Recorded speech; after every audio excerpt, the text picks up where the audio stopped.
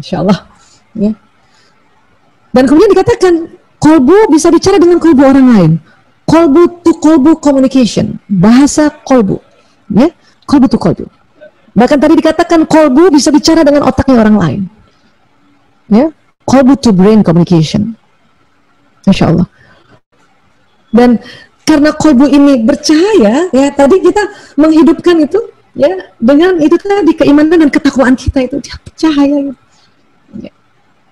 Banyak ibu-ibu tanya sama saya, Bu Aisyah, saya susah banget bicara sama suami saya, dia orangnya keras, dia orangnya ya nggak peduli sama saya. Sabar Bu, ya bicaralah kolbu tuh kolbu padanya. Ya. Oh bisa Bu Aisyah, iya. Oh pantesan ya ada yang dibilang namanya suara kolbu, suara batin. Ya. Itulah tadi dikatakan takwa ini, ya itu untuk memelihara kekuatan batin kita. Itu, jadi kolbu tuh kolbu bisa bicara. Tinggal nanti belajar teknik-tekniknya lebih detail lagi. Ya. Tapi cara umumnya adalah ya, bayangkan saja kolbu kita ya, kita sambungkan dengan kolbunya ya pasangan hidup misalnya gitu. Bicaralah. Habis sholat api, lebih keren. Yang berdoa. Tapi nggak perlu ditanya, ayah tadi aku bicara kolbu tuh kolbumu, kamu rasa nggak perlu juga begitu, ya biarkan itu jadi misteri, ya biarkan itu jadi sesuatu yang ya menyenangkan, ya manusia dapat berkomunikasi dengan yang lain dengan menggunakan jantungnya tanpa mulut bicara, masya Allah. Ya. Tentu kalau kita bicaranya komunikasinya sesuatu yang ya energinya baik-baik atau mutmainah gitu ya. Misalnya saya hadirkan misalnya suami itu, saya ngomong sama dia, ya Allah izinkan saya bicara pada suamiku dari kolbuku ke kolbunya. Wahai suamiku, tersebut namanya Priyanto bin Sismadi bin Parto Dimulya. Paling after kalau sebut nama kakinya juga ya. Jadi nasabnya langsung naik ke dua ke atas gitu ya. Ya, aku mencintaimu karena Allah. Ya, aku menyenangimu karena Allah. Oh itu nyampe Bu, dan itu paling cepat nyampenya. Kalau kekesalan mau bisa nggak Bu Aisyah? Bisa juga, tapi memang nyampainya nggak cepet, ya. Karena saya kesel sama Bu Aisyah. Tapi kalau saya ngomong langsung sama suami saya, nanti jatuhnya durhaka. Ya sudah hadirkan. Ya Allah, saya mohon izin saya bicara sama suamiku. Kolbu tu kolbu. Ya Priyanto bin Sismadi bin Patomnya. Mas, aku kesel sama kamu. Ya, kenapa kamu mengabaikan aku? Kenapa WA aku kamu nggak jawab? Misalnya gitu. Itu nyampe juga Bu. Tapi memang lebih lama. Kenapa? Dia ada frekuensi yang namanya frekuensi inkoheren. Yang lebih cepat adalah frekuensi yang koheren. Yang dimana frekuensinya itu 200 Hz ke atas. Uish.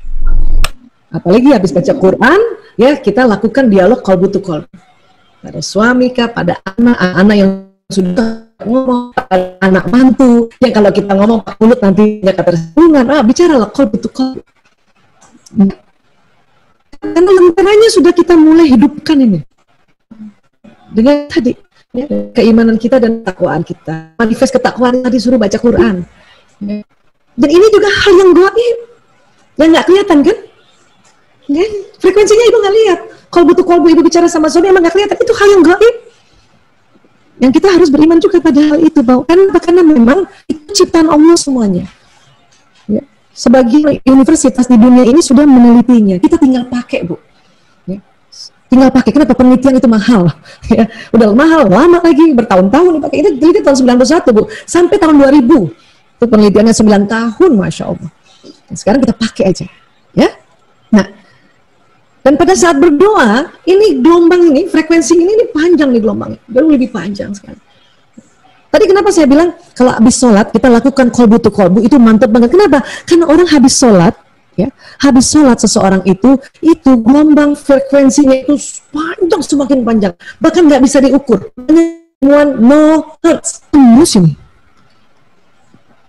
Suami saya di kantor, saya pengen banget bicara sama dia, tapi kalau bicara secara verbal pasti dia menolak, pasti malah tersinggung, marah. Ya sudah bicara kolbu to kolbu. Habis kita sholat, angkat tangan kita, itulah doa. Dia makin panjang lagi. Doakan suami, ya. Kemudian doakan anak-anak yang sedang jauh dan sebagainya. Makanya buat teman-teman ada yang mengatakan, aduh Bu Aisyah, ibu saya sakit, ya, ayo doakan sama-sama. Itu ada di grup gitu kan, misalnya ya, doakan. Ya. Memang kita tulis chattingan nih, syafaqillah, ya syafaqallah, misalnya gitu ya. Sebaiknya pada saat habis mengetik di WA itu, angkat tangan, bacakan Al-Fatihah, simpan dulu, angkat tangan. Kenapa? Karena ya pada saat kita berdoa dengan ritual angkat tangan ini, sinyalnya makin panjang. Ya. Dibanding hanya tulis saja di kita punya gadget, dia hanya didorong oleh sinyal gadget. Sinyal gadget ini ya dia lebih pendek daripada sinyal manusia yang sedang angkat tangan berdoa. Apalagi habis sholat.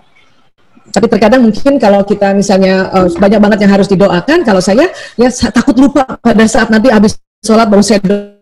Ya sudah, saat itu juga sudah ditulis doanya di dalam tulisan di chattingan itu, langsung angkat tangan. Al-Fatihah.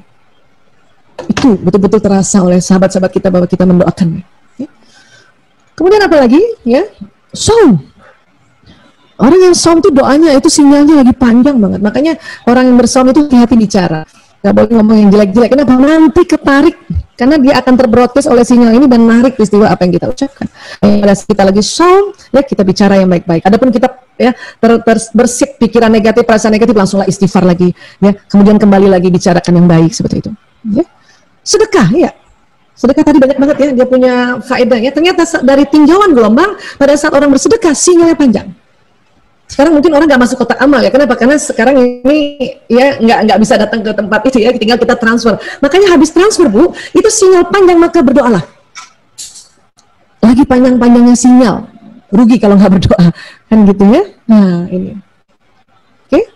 Dan ternyata di dunia alam semesta ini terjadi koneksi energi alam semesta saat banyak orang yang beribadah. Dan ini untung kita nggak lihat pakai mata ya Bu. Kalau enggak kita pusing loh. Ini doanya siapa yang jalan-jalan di sini? Loh ini siapa ya? Ini apa ya? Makanya ya mengapa diminta untuk meyakini tentang hal-hal yang termasuk gelombang-gelombang energi ini? Kenapa? Karena kalau kita Allah kasih kesempatan untuk betul-betul bisa melihat ini dengan syahadah, dengan betul-betul terlihat, kita pusing sendiri. Sebagaimana anak-anak indigo yang memang Allah kasih karunia padanya untuk melihat hal yang lebih kecil frekuensinya, itu pusing loh mereka, pusing. Kadang-kadang pusing, nggak mau lihat gitu. Ya, tapi ini semua sudah didapat atau sudah diteliti oleh para ilmuwan dengan alat-alat ukur yang bisa dipertanggungjawabkan. Walaupun ya sinyal yang berputar di alam ini belum sedikit, kemudian para ilmuwan buat sebuah ilustrasinya agar kita bisa memahaminya pelan-pelan gitu. Dengan tingkat kita kepahaman yang tentu mungkin masih jauh di bawah yang sesungguhnya.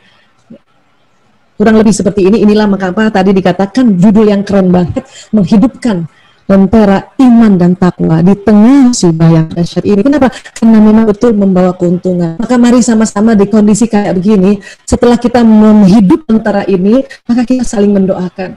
Ya. Saling menghargai, saling memahami lah. Karena semua sekarang ini juga bingung, nggak tahu. Saya pun kalau ditanya kira-kira nanti ini sampai kapan doa Isa, nggak tahu. Ya, tadi saya sudah ilmunya cuma dikit banget. Ya,